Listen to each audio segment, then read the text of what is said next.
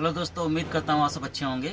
आज हम कुछ बात करेंगे काम को लेके, नॉलेज और स्किल को लेके। ठीक है, तो अगर आप इंडिया में रह के सोचते हैं कि हम ग्रेजुएशन कर लें, 12th पास कर लें और एमए बीए कर लें, अच्छी डिग्री ले लें, उसके बाद हमें काम मिल जाएगा, तो आप भूल जाइए काम को लेकर। ठीक है, पढ़ाई अलग चीज़ है, काम अलग चीज़ है। मैं अपनी बात करूँ तो मैंने ग्रेजुएशन किया 2009 में, और उसके बाद मैं 2018 तक इसको एक स्कूल में पढ़ाया। ठीक है, क्योंकि स्कूल में मैं एज ए प्राइवेट टीचर था, तो मुझे पीएफ वगैरह मिलता नहीं था। अभी मैं बेंगलोर आया 2020 में, ये सोच के कि यहाँ पर मुझे एक सॉफ्टवेयर में, सॉफ्टवेयर इंडस्ट्री में किसी भी रोल पर मुझे कोई ना कोई काम मिल जाएगा।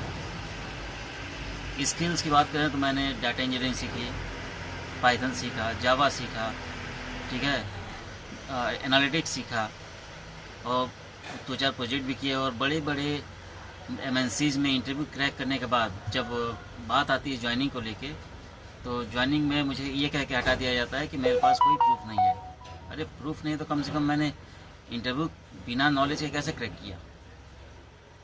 बिना स्किल के कोई इंटरव्यू तो क्रैक करता नहीं है। 1 राउंड क्रैक कर सकता है, 2 राउंड क्रैक कर सकता है चोरी करके, 3 राउंड 4 राउंड क्लियर कैसे हो सकता है? तो मैंने 4-5 कंपनी में इंटरव्यू क्रैक किए, 4-5 और छोटी मोटी कंपनी नहीं, एमएनसीज में क्रैक किए। लेकिन बात जब ज्वाइनिंग की आती है तो मुझे ये कह के हटा दिया जाता है कि मेरे पास कोई सपोर्टिंग डॉक्यूमेंट नहीं है। सही बात है, मेरे पास डॉक्यूमेंट नहीं है। अरे आप मुझे स्किल के बेस पे लो ना। अगर मेरे पास स्किल नहीं होती है, आप मुझे जो अपॉइंटमेंट दो। और मैं तो बोलता हूँ कि अगर आपको 1 हफ्ते के अंदर लगता है कि मैं किसी काम का नहीं हूँ, तो मुझे हटा दो, निकाल दो, मैं चुपचाप छोड़ दूंगा नौकरी। तो ये है, अगर आपको काम सीखना तो काम सीखिए, लेकिन इंडिया में कोई स्कोप नहीं है। इस काम के साथ साथ थोड़ा सा एक किसी फॉरेन लैंग्वेज को भी सीखिए। फॉरेन लैंग्वेज सीखने पे आपको ये तो उम्मीद रहेगी कि चलो इंडिया में नहीं तो बाहर चल के तो कुछ कमा सकते हैं अच्छा खासा।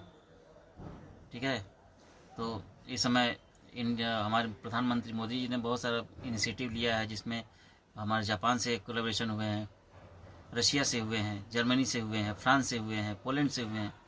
तो किसी भी एक कंट्री का लैंग्वेज आप जो लोकल लैंग्वेज होती है सीख लीजिए, वो आपको काम करने में हेल्प करेगी। इंडिया में तो काम मिलना मुश्किल है।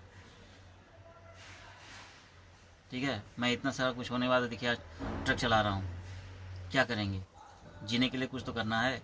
बेंगलोर ऐसे महंगे शहर में आके आप कुछ घर से पैसा मांग के कुछ नहीं कर सकते हैं। इसलिए एक फॉरेन लैंग्वेज सीखिए। मैंने तो अब सीखना शुरू कर दिया, मुझे जर्मन आती है। मैंने जर्मन A1 क्लियर कर लिया हूँ, A2 के लिए तैयारी कर रहा हूँ। फिर मिलते हैं।